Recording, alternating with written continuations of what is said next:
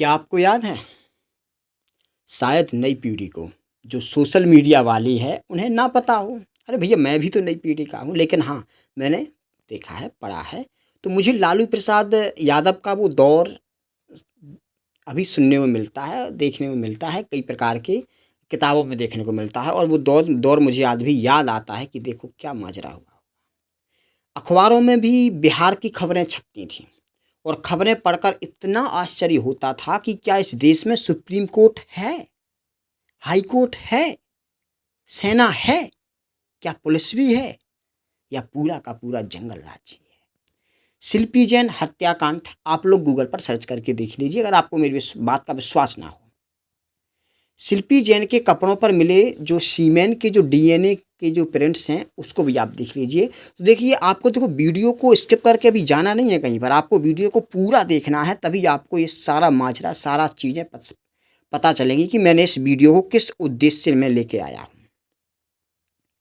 तो शिल्पी जैन के कपड़ों पर जो सीमेन के जो डीएनए मिले थे उसको बदल दिया गया था। और बलात्कारी कौन था उसे बिल्डिंग के कई लोगों ने भी देखा था। मतलब बिल्डिंग में लोगों ने देखा था कि बलात्कार किसने किया है। कई लोगों ने नाम भी बताया था कि बलात्कार लालू यादव का साला था, साधु यादव ने किया था, जिस पर एक फिल्म भी बनी थी। शायद सब लोगों ने, कई लोगों ने फिल्म देखी होगी। उसका फिल्म का नाम था गंगा जल।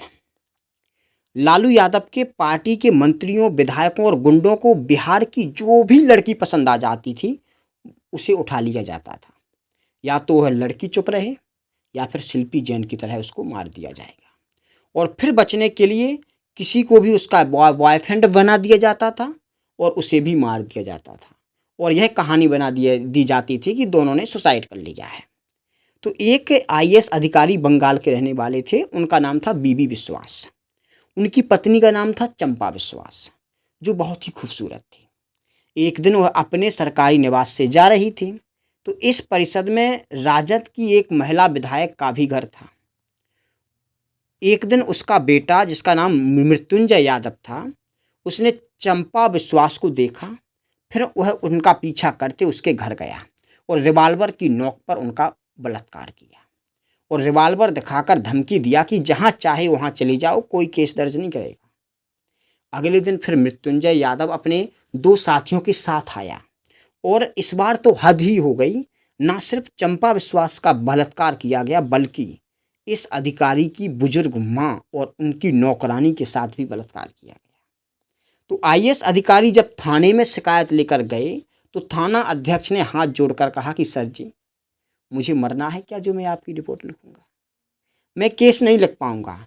यह एसपी और डीजीपी के पास गए, सबने हाथ जोड़ लिया। सर जी, हमें चुपचाप नौकरी करने दीजिए, मेरे बाल बच्चे हैं। वह लालू के पास गए। लालू ने बेशर्मी से कहा, अरे क्या हो गया, जो बलात्कार हो गया, यह तो छोटी मोटी घटना है, होती रहती है। तो 2 साल तक यही सिलसिला चलता रहा। 3 बार चंपा विश्वास का एबॉर्शन करना पड़ा, बच्चा को गिराना पड़ा चंपा विश्वास को 3 बार।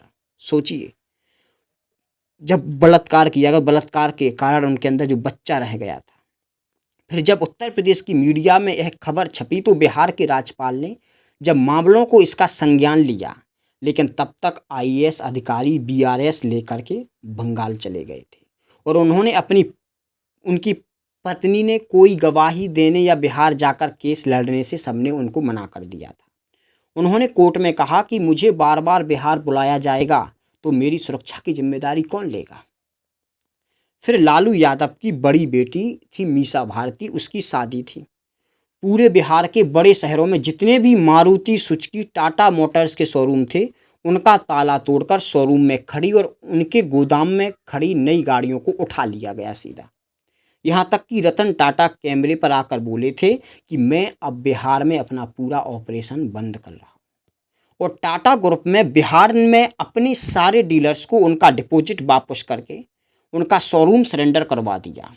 लालू की पार्टी के लोग कार लेकर प्लेटफॉर्म पर आते थे और जिस प्लेटफॉर्म पर वह रुकते थे, आप समझ सकते हो कि सीधा प्लेटफॉर्म पर कार लेकर के घुसे चले जाते थे। और स्टेशन मास्टर को वो रिवॉल्वर दिखाकर यह कह दिया जाता था कि राजधानी एक्सप्रेस इसी प्लेटफॉर्म से जाएगी। सोचिए, सीबीआई के असिस्टेंट डायरेक्टर थे यूएन विश्वास। उन्हें जब लालू यादव को चारा घोटाले में गिरफ्तार करना था तब उन्होंने पटना हाई कोर्ट में अर्जी देकर कहा था कि उन्हें लालू को गिरफ्तार करने के लिए भारतीय सेना की मदद चाहिए, क्योंकि लालू के गुंडे 2 बार सीबीआई अधिकारियों पर गोलीबारी कर चुके थे। लालू यादव की पार्टी का एक सांसद था मोहम्मद शहाबुद्दीन, जो कोविड में एड़ियां रगड़ रगड़ कर मरा। उसे मरना चाहिए ऐसे ही। उसने 150 से ज़्यादा हिंदुओं को मार दिया था। कई कत्ल में सुप्रीम कोर्ट तक में उसे सजा हुई, लेकिन मरते दम तक लालू यादव ने उसे कभी पार्टी से निकाला नहीं। उसने एक मकान और दुकान कब्जा करने के लिए माँ बाप के सामने उनके 2 बेटों को तेजाब के ड्रम में डालकर दुनिया की सबसे दर्दनाक मौत दिया था। खैर, ईश्वर ने भी उसे ऐसी मौत दिया। उसका अंतिम वीडियो आप लोगों ने शायद देखा होगा, जिसने भी देखा होगा, जब वह अस्पताल में एड़ियां रगड़ रगड़ कर चिल्ला रहा था कोविड-19 के दौरान। वेंटिलेटर नहीं था और तड़प रहा था और 1 घंटे तक तड़पते तड़पते वह मरा।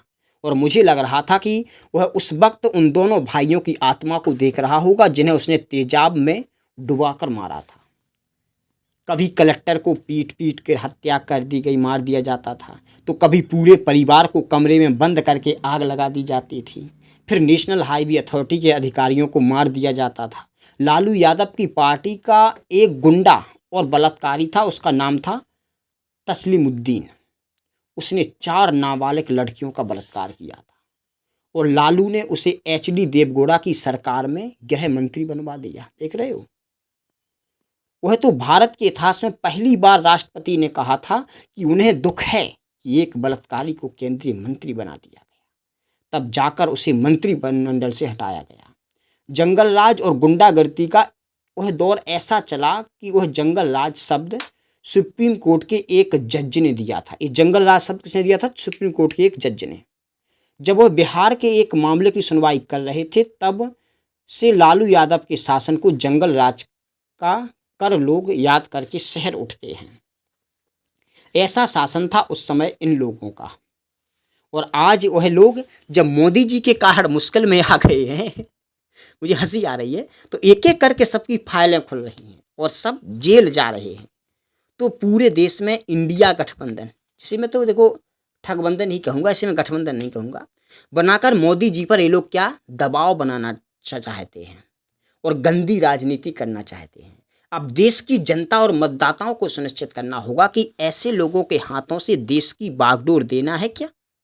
खैर, आज के दौर में जनता सोशल मीडिया के माध्यम से बहुत समझदार हो गई है एवं ऐसे लोगों की गतिविधियों को जानने और समझने लग गई है। इसलिए देश के प्रधानमंत्री नरेंद्र मोदी जी के प्रति भारत की जनता का विश्वास और बढ़ गया है। तो अगर आपको भी मेरी इस बात पर विश्वास हो, अगर आपको वीडियो अच्छी लगी हो तो वीडियो को लाइक कर देना, चैनल को सब्सक्राइब कर देना, बेल आइकन को दबा लेना, जिससे वीडियो आपके पास सबसे पहले आकर के पहुंच जाए। तो दोस्तों, मिलते हैं इसी प्रकार के धमाकेदार पॉडकास्ट एक और करंट टॉपिक्स के साथ। Bye bye.